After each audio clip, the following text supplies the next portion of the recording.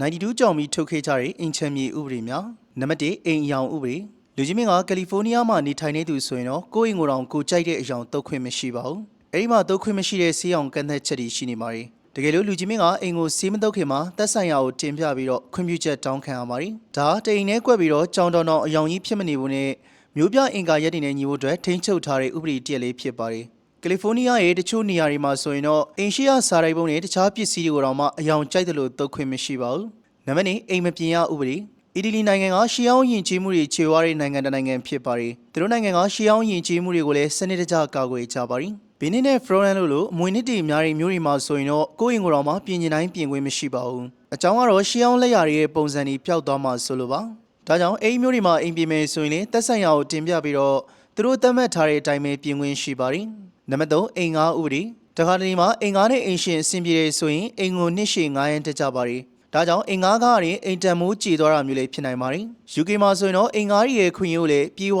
ကာကွယ်ပေးထားပါတယ်။ UK ရဲ့တချို့နေရာတွေမှာတကယ်ကိုအိမ်တအိမ်ကို10နှစ်အထက်9ရက်နေထိုင်ခဲ့ပြီဆိုရင်အဲ့ဒီအိမ်ပိုင်ဆိုင်ခွင့်အတွက်စ조사နိုင်ပါတယ်။ဒီအတွက်သူတို့သတ်မှတ်ထားတဲ့စီးမြင်စည်းကမ်းနဲ့အချက်တချို့တော့ရှိနေပါတယ်။နံပါတ်4နေအောင်မကွယ်ရဥပဒေကိုယ့်အိမ်မေးမှာထက်မြင့်တိုက်လာစောက်တာကြောင့်ကိုယ့်အိမ်ကနေအောင်ကောင်းကောင်းမရတော့တာမျိုးဖြစ်တတ်ပါတယ်။ဒီအတွက်ဩစတြေးလျနိုင်ငံမှာတော့ဥပဒေနဲ့ကာကွယ်ပေးထားပါတယ်။အထက်မြင့်တိုက်စောက်မဲ့သူတွေကရှီပီသားအိမ်တွေကိုနေအောင်ကွယ်သွားတာမျိုးမဖြစ်အောင်လို့စောက်ဖို့လိုပါတယ်။ဒါနဲ့ပတ်သက်ပြီးတော့မကျေနပ်ဘူးဆိုရင်တော့တရားဆွေးဆိုပိုင်ခွင့်လည်းပေးထားပါတယ်။နံပါတ်5အိမ်ကျေဝန်းဥပဒေကန်ထွိုက်တွေကအခန်းချင်းချင်းလေးတွေနဲ့ဂျင်းထဲတာမခံချင်တော့ဒိမတ်ကိုသာသွားကြဖို့အကြံပေးကြပါတယ်။ဒိမတ်မှာတော့အိမ်ကျေဝန်းနဲ့ပတ်သက်ပြီးတော့ဥပဒေပြဋ္ဌာန်းထားပါတယ်။အိမ်တစ်လုံးဟာလုံလောက်တဲ့အခြေဝန်တိုင်းဆောက်လုပ်မှာဖြစ်ပြီးတော့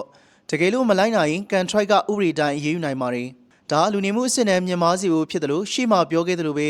ကန်ထွိုက်တွေဂျင်းထဲတာကနေကာကွယ်ဖို့လည်းဖြစ်ပါတယ်။ဟုတ်ကဲ့ပါဆုံးနီနာဆင်ပေးလို့ကျေးဇူးတူပဲတင်ရှိပါတယ်။